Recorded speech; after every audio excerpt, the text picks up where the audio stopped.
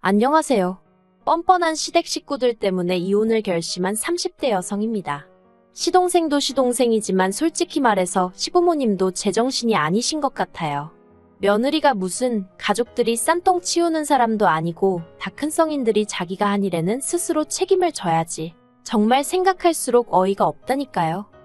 남편하고는 지인의 소개로 만나서 1년 좀 넘게 만나고 결혼했어요. 당시 남편 나이 33이고 제 나이 29이었는데 남편이 워낙 적극적으로 나왔거든요. 게다가 저희 친정부모님은 그래도 여자가 30 넘기 전에 시집가는 게 좋다고 생각하시는 옛날 분들이셨죠. 그래서 저도 남편이 싫은 건 아니었지만 약간은 주변에 성화에 결혼을 했다는 느낌도 없잖아 있기는 했답니다. 하지만 뭐 그렇다고 해도 잘 살기만 하면 괜찮았을 텐데 사는 게 녹록지가 않았다는 게 문제였네요. 사실 결혼 초기에는 그럭저럭 나쁘지 않았어요. 시댁에서 장남이라고 돈도 해주셨고 그래서 그 돈으로 충분하지 않아서 친정에서도 보태주시긴 했지만 아무튼 아파트 전세로 들어갔거든요. 그리고 그 집에서 나름대로 알콩달콩 신혼살림을 꾸려나갔죠. 그런데 그 돈 5천만 원이었거든요. 그 5천만 원을 가지고 이렇게 표현해도 될지 모르겠지만 그 돈을 빌미로 정말 사람을 어찌나 오라가라 하시는지 죽을 맛이었어요. 그러다 조금만 당신 뜻대로 안 된다 싶으면 내가 그 돈을 어떻게 마련했는지 아냐. 부모가 한 푼도 안 해줘서 지하방부터 시작하는 애들도 널렸다. 배가 불렀다. 고마운 줄을 모른다. 배은망덕하다. 정말 별의별 말씀을 다 하시더라고요. 그래도 뭐 남편이나 저나 능력이 안 되니 막말로 그 돈 돌려드릴게요 소리도 못하고 정말 찍소리도 못하고 2년을 살았어요. 그런데 2년 후 시부모님이 정말 황당한 말씀을 꺼내셨습니다. 시동생이 장가를 가야 되는데 돈이 없으시다는 거예요. 저희 결혼할 때 당신들이 가진 돈을 전부 다 줘서요. 그러니까 시동생 장가 미천은 저희더러 대라는데 어이가 없었죠. 그리고 곰곰이 생각해보니까 그렇게 해주게 되면 저희는 시부모님한테 돈 5천 받았다는 이유로 평생을 끌려다니게 생겼고 그런 와중에 시동생한테 한미천 해준들 저희가 뭐 시부모님이 저희 부려먹듯이 시동생을 부려먹을 수 있는 것도 아니고 그러고 싶은 생각도 없었고요. 아무튼 시쳇말로 수지타산이 안 맞는 거예요. 그래서 제가 남편더러 대출을 받아서라도 시부모님한테 받은 5천 토해드리자 했네요. 그 돈으로 시동생 장가를 보내시던지 뭘 하시던지 알아서 하시게 하고 우리는 그만 끌려다니자고요. 그랬더니 남편도 좋다 하대요. 물론 막 좋아하면서 적극적으로 동의를 한 것은 아니었고요. 제가 느끼기에 내키진 않지만 자기가 봐도 딱히 별 수가 없으니 알겠다 하는 눈치였죠. 그래서 친정부모님께 손 벌리고 대출도 받고 이리저리 땡겨서 5천 만들었습니다. 그리고는 시동생 장가미천 얘기 나오고 딱 2주 만에 돈만 들어서 가져다 드렸죠. 그랬더니 시부모님이 저희더러 괘씸하다면서 이 돈으로 시동생 장가 미천이라고 대주면 되는 거지 굳이 결혼할 때 받은 돈을 돌려드리겠다고 표현하는 이유가 뭐냐는 거예요. 마음 같아선 이제 저희 그만 부려먹으시란 뜻이에요 하고 소리라도 지르고 싶었습니다. 아마 어머님도 이런 제 마음을 눈치채셨으니 그렇게 화를 내셨던 거겠죠. 아무튼 돈을 돌려드리면서도 욕이란 욕은 다 들은 것 같아요. 하지만 욕보다 더 황당한 건 2년 동안 물가가 올랐는데 이자는 안 주냐는 겁니다. 진심은 아니셨을 거라고 괘씸해서 하신 소리실 거라고 생각했어요. 하지만 이튿날이고 그 다음날이고 계속 이자 타령을 하시는 거 보고는 그냥 하신 소리가 아니구나 싶은 게 어이가 없었죠. 그래서 법정이자 계산해서 그것도 보내드렸어요. 그리고 남편한테 이제 정말 계산 확실히 끝났으니까 나도 예전 같지는 않을 거라고 그랬네요. 저도 이때 나름대로 화가 많이 났었거든요. 그리고 이후로 당연히 시부모님과 제 관계는 소원해질 수밖에 없었습니다. 어머님은 부모 말이라면 꼼짝을 못하던 장남이 저를 만나서 계산적으로 변했다며 매사 제 탓을 하기 시작하셨고 그런 어머님을 상대하는 게 버겁다며 남편은 언젠가부터 다시 시부모님 뜻에 맞춰드리더라고요. 심지어 한 번은 시동생이 결혼하고 얼마 되지 않았을 때였어요. 시부모님 결혼기념일이 다가오고 있었는데 남편이 어떻게 챙겨드리자 하는 뭐 가타부타 말이 없더라고요. 저도 물론 딱히 나서서 상황을 주도하고 싶진 않았고요. 그리고 시부모님 결혼기념일을 하루 앞둔 날 남편이 회사에서 출장이 잡혔다며 2박 3일로 강원도를 다녀와야 한다대요.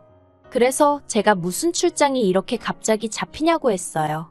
시댁에는 나 혼자 가봐야 하나 싶어서 걱정이 되기도 했죠. 그런데 남편이 결혼기념일은 두 분이 알아서 보내신다 하시니 신경 쓸 거 없다는 거예요. 조금 의아하긴 했지만 그러냐 하고 알겠다 했습니다. 그리고 다음날 남편이 출장 간다며 나가고 얼마 지나지 않아 시부모님께 전화를 드렸는데 안 받으시더라고요. 오후에 한 번 더 드렸는데도 안 받으시고. 그런데 그날 저녁 집에서 혼자 저녁 먹고 쉬고 있는데 핸드폰으로 문자가 하나 왔어요. 그래서 보니까 강원도 어디 펜션이라고 와 있더라고요. 뭔가 이상하다 싶었습니다. 그런데 더 어이가 없었던 건 곧바로 결제 취소 문자가 왔다는 거예요. 참고로 그 카드는 제 명의의 카드였지만 남편이 들고 다니고 있었거든요. 그래서 저는 남편이 카드를 잃어버린 건지 도대체 무슨 상황인가 싶어서 남편한테 전화를 했어요. 그런데 또 남편은 전화도 안 받고 그래서 결국 펜션에 전화를 해서 자초지종을 설명했습니다. 그랬더니 전화 받은 쪽에서 하는 말이 어떤 가족분들이 와서 바베큐 먹는다고 추가 결제를 했다나요? 그리고 그때 뭔가 느낌이 쎄한 게 그래서 제가 남편 인상착의를 불러주며 혹시 맞냐니까 맞는 것 같다는 거예요. 그리고 한 10분이나 지났나 남편에게 전화가 왔습니다. 저는 남편에게 솔직하게 말해달라고 지금 누구랑 어디냐고 물었어요. 그랬더니 남편도 제가 어느 정도 눈치를 챘을 거란 건 예상하고 있었겠죠. 남편이 말하길 사실은 시부모님하고 시동생네 부부하고 여행을 왔다는 거예요. 그러면서 덧붙이기를 넌 어차피 우리 부모님이랑 뭐 하는 거 싫어하잖아 하는데 그때 제 감정은 참으로 복잡한 것이었습니다. 시부모님이랑 뭔가 같이 하는 걸 싫어하는 게 아니라 시부모님이 저를 종부리듯 함부로 대하시는 게 싫었던 거였으니까요. 그런데 남편은 그냥 제가 시부모님을 싫어한다고 생각한 건지 아무튼 남편은 저를 생각해서 그런 거라면서 자기한테 고마워하란 식으로 말을 했는데 제가 뭐라 할 말이 마땅치가 않더라고요. 그래서 그냥 알겠다고 기왕 간 거 좋은 시간 보내고 오라고 했어요. 그런데 황당하게도 그날 이후로도 어머님 아버님 생신이라던가 가족 행사가 있으면 저만 빼고 모이기 일쑤였습니다. 그럴 때마다 남편은 다 저를 생각해서 그런 거라고 했지만 그것도 한두 번이지. 언젠가부터 너무 소외감이 들더라고요. 근데 더 어이가 없었던 건 그런 와중에 명절에는 또 부르더라고요. 그리고 그 이유야 뻔했죠. 제사 음식 하는데 손이 부족했을 테니까요. 그런데 이게 안 간다고 하기가 참으로 그런 거예요. 그러면 네가 그러니까 우리가 평소에 너를 안 부르는 거다 하는 소리가 나올 게 뻔해서 한마디로 저만 성격이 이상하고 모난 사람이 돼버릴 것 같았거든요. 그래서 울며 겨자 먹기로 가면 또 저만 모르는 얘기를 자기들끼리 하고 정말 여러 가지로 서러웠어요. 그러다 지난해였습니다. 남편과 결혼한 지 꼬박 4년이 좀 안 돼가던 시기였죠. 이때는 정말 여러 가지로 생각이 많았어요. 시댁 식구들하고 사이는 여전히 안 좋았고 남편하고도 대면대면하고 애도 안 생기지. 어디다 말은 못했지만 차라리 이혼하고 혼자 사는 게 낫지 않을까 그런 생각도 종종 했었고요. 그런데 그런 와중에 제가 이직을 하게 되었어요. 지금 생각해도 정말로 운이 좋았다 싶을 정도로 좋은 오퍼를 받아서 움직이게 되었죠. 그래서 졸지에 연봉도 전 회사보다 30%나 올랐고요.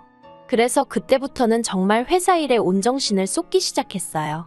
이렇게 표현하면 어떨지 모르겠지만 결혼 생활에서는 저란 사람의 존재의 이유랄까 그런 걸 찾기가 힘들었던 반면 회사에서는 나름대로 잘 나가는 커리어 우먼이었으니까요. 한마디로 저를 알아주는 곳에 더 정성을 쏟게 된 거죠. 그리고 그렇게 정신을 몰두할 곳이 생기고 나니까 시부모님이 저를 어떻게 대하든 남편이 뭐라고 하든 별로 개의치 않게 되는 거예요. 그래서 비록 육체적으론 피곤하고 지쳐갔어도 정신적으론 그 어느 때보다 개운한 시기를 보냈죠. 그런데 그런 제 상황과는 별개로 시댁 식구들 사이에서는 조금씩 잡음이 나오고 있었던 모양입니다. 한 번은 동서에게서 전화를 받았는데 다짜고짜 울고 짜고 난리도 아니었어요. 저는 동서랑 몇 번 본 적도 없어서 동서가 왜 저한테 전화를 한 건지, 왜 저한테 눈물 콧물을 짜는 건지 도통 이해할 수가 없었지만 그래도 며느리라는 처지가 같아서 그냥 받아주고 있었네요. 그렇게 한참이 지나서야 동서가 저더러 정말 너무하다며 말문을 열었습니다. 그래서 제가 뭐가 너무하다는 거냐니까 왜 저는 맏며느리인데 맏며느리 역할을 하나도 안 하냐면서. 그래서 자기가 저 때문에 너무 힘들다는 거예요. 뭐라고 말을 해줘야 하나 싶대요. 시부모님이 나보다 동서를 예뻐해서 그런다고 했지만 그게 위로가 될 리가 만무했고, 급기야 동서가 저더러 이제 시부모님 수발은 저더러들라며 악을 쓰기까지 하대요. 그래서 그런 얘기라면 시동생하고 하라 했습니다. 그랬더니 동서가 결혼할 때 돈 3천 받았는데 그걸로 언제까지 이렇게 시집살이를 당해야 하냐면서 아무튼 알 수 없는 소리를 억울하단 말만 반복해가며 계속해서 해대더라고요. 그래서 그때 동서도 어지간히 시달리고 있다는 걸 어느 정도 눈치는 챘네요. 그리고 올해 초였습니다. 결국 시동생하고 동서하고 이혼한단 소리가 들려왔어요. 별로 놀랍지는 않았어요. 작년 명절에 동서 없이 시동생만 온 걸 보고는 동서도 이제 에라 모르겠단 시긴가 보다 싶어서 어느 정도 상황이 안 좋다는 걸 예상은 하고 있었으니까요. 하지만 저를 정말 놀라게 한 건 동서의 이혼 조건이었습니다. 남편이 어이가 없다면서 말을 전하기를 동서가 애도 필요 없다면서 시동생더러 키우라고 했다나 봐요. 털끝 하나 더는 신경 쓰고 싶지 않다면서 자기만 놔달라고 했다나요? 남편은 이 이야기를 전하면서 어떻게 여자가 돼서는 엄마가 돼서는 애를 버리냐며 혀를 차댔는데, 솔직히 저는 애는 없었지만 어느 정도 동서의 심정이 이해는 됐어요. 얼마나 이 집구석이 지긋지긋했으면 그랬을까 싶었달까요. 물론 입 밖으로 내진 않고 생각만 했지만요. 아무튼 그리고 뭐 소송을 한 해 어쩌네 난리도 아니더니 결국 지난달 협의 이혼했다는 소식을 들었습니다. 동서한테 마지막으로 커피나 한잔하자고 할까 하다가 또 무슨 축하할 일도 아니고 만나서 무슨 얘기를 나누나 싶어서 문자만 하나 보냈어요. 아무튼 고생 많았고 앞으로 좋은 일만 있기를 바란다고요. 그리고 저도 그냥 생각이 많아지대요. 제 결혼 생활을 돌이켜 생각해보니 불편한 건 없었지만 그렇다고 행복한 것도 아니고 이렇게 그냥 부부라는 간판만 달고 있는 게 무슨 의미가 있나 싶기도 했죠. 그런데 이런 저에게 결단을 내리게 한 일이 생겼습니다. 시동생네가 이혼했단 이야기가 들려오고 정말 열흘도 안 돼서였어요. 웬일로 명절도 아닌데 시부모님이 저더러 한번 만나자는 연락을 해오셨더라고요. 도대체 무슨 이야기를 하시려고 그러시나 짐작도 안 갔어요. 꾸역꾸역 생각해낸 게 이제 부려먹을 둘째 며느리가 사라졌으니 다시 나를 찾으시는 건가? 그 정도였죠. 그런데 제 예상은 보기 좋게 빗나갔습니다. 시부모님께선 정말 꿈에도 생각지 못한 이야기를 꺼내셨어요. 바로 시조카에 관한 것이었죠. 시동생네가 이혼을 하면서 재산 분할을 하게 되었고 어떻게 된 건지는 몰라도 아무튼 집을 팔아서 동서가 얼마 가져가고 시동생은 시조카를 데리고 어머님 아버님 댁으로 들어갔다고 들었어요. 뭐 아무래도 남자 혼자 애 챙기기가 쉽지 않으니 어머님이 그러라 하셨나 보다 생각했고요. 그런데 어머님께서 난데없이 당신 두 손으로 제 손을 꼭 쥐시더니 이제 저더러 맏며느리 노릇도 좀 하고 해야 되지 않겠냐 하시는 거예요. 어이가 없었죠. 맏며느리 노릇이라 그동안에도 솔직히 못 오게 하니 안 갔을 뿐이지. 명절이니 뭐니 그런 때는 제 할 몫은 해왔고 물질적인 부분에선 시동생네보다 저희 부부가 더 해드린 걸로 아는데 갑자기 맏며느리 타령을 하시니 뭐라 해야 하나 싶대요. 그렇다고 제가 이거 했어요 하고 나열을 해드릴 수도 없고 그래서 그냥 뭐라 딱히 말해야 할지 모르겠어서 가만히 있었습니다. 그런데 어머님께선 그런 저를 붙들고는 시동생 애를 데려가서 좀 키우라는 말씀을 하셨어요. 처음엔 정말 제 귀를 의심했습니다. 무슨 키우던 강아지를 데려가라는 것도 아니고 시조카를 데려다 키우라니. 그래서 그게 무슨 말씀이시냐고 했어요. 시조카를 제가 왜요? 하고 물었죠. 그랬더니 어머님은 그러면 나이든 내가 키우려 하시는데 아니 막말로 부모가 다 죽은 것도 아니고 애 아빠가 버젓이 살아있는데 왜 어머님이랑 저랑 누가 키울 건지 얘기를 해야 하는지 이해가 안 되대요. 그래서 제가 저는 못한다 했습니다. 제 애도 아닌데 제가 왜 키우냐고요. 사실 그것뿐만이 아니라 일도 바쁘고 집도 작고 뭐 안 되는 이유는 수십 수백 개가 있었는데 제가 왜 그걸 변명하듯 이야기를 해야 하나 싶어서 말을 안 했네요. 그리고 그렇게 말이 오가는 와중에 시댁 현관문이 열리면서 남편하고 시동생 목소리가 들렸습니다. 그렇게 졸지에 남편을 포함한 시댁 식구 넷에 저 하나가 마주보고 앉은 꼴이 되었어요. 그리고 그 사이에는 어색한 침묵만이 맴돌고 있었는데 그 침묵을 깬 건 이번에도 어머님이셨습니다. 어머님이 저더러 이렇게까지 말은 안 하려고 했지만 사실 시동생네 부부가 이혼한 건 명백히 제 탓이랍니다. 그리고는 한다는 말이 그러니 제가 이 상황에 책임을 져야 한다면서 시조카를 맡으라고 이건 명령이라대요.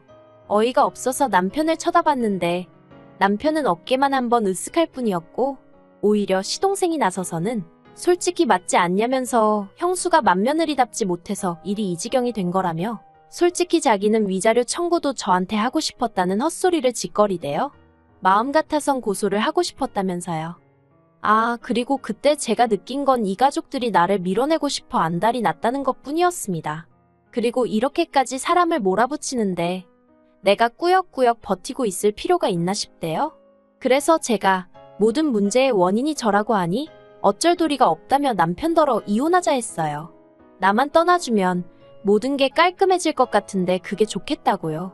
그랬더니 남편이 저더러 왜 또 이러냐면서 지금 가족들이 저한테 기회를 주는 걸 모르겠냐입니다. 마지막으로 제가 제 자리를 찾을 수 있게 기회를 주는 거라나요? 그래서 도대체 그놈의 내 자리가 뭐냐 물었어요. 그리고 난 그 자리가 하나도 탐나지 않는다고 공짜로 줘도 싫은 자리니 당신하고 당신 가족들끼리 실컷 헤쳐먹으라 했죠. 그리고는 혼자 차 끌고 집으로 와버렸네요. 그리고 이튿날 저는 남편에게 정식으로 이혼하자 다시 이야기를 꺼냈고 그제서야 남편은 이혼만은 못한다며 저를 잡았지만 그 이유가 또 어찌나 한심했는지 모릅니다. 시부모님 입장에서 아들 둘 다 이혼했다는 소리를 어디 가서 어떻게 하시냐고 그러니 이혼은 못한다고 했거든요. 그래서 어쩔 수 없이 소송으로 진행하게 되었네요. 그제 변호사 선임했고 곧 이혼 소송 시작하기로 했습니다. 휴, 참으로 갑갑한 일이에요.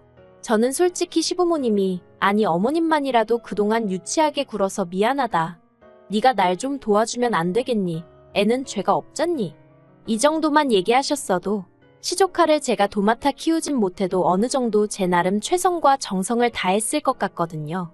그런데 끝까지 무슨 얼마나 대단한 일을 저한테 맡기는 것 마냥 도도한 척 나오는 어머님도 꼴불견이고 지가 남편 구실을 똑바로 못해서 마누라한테 이혼이나 당한 주제에 그걸 저한테 덮어씌우는 시동생이나 자기 식구들 제정신 아닌 것도 못 본 채 하는 남편 때문에라도 이번만큼은 반드시 이혼해야겠단 생각뿐입니다.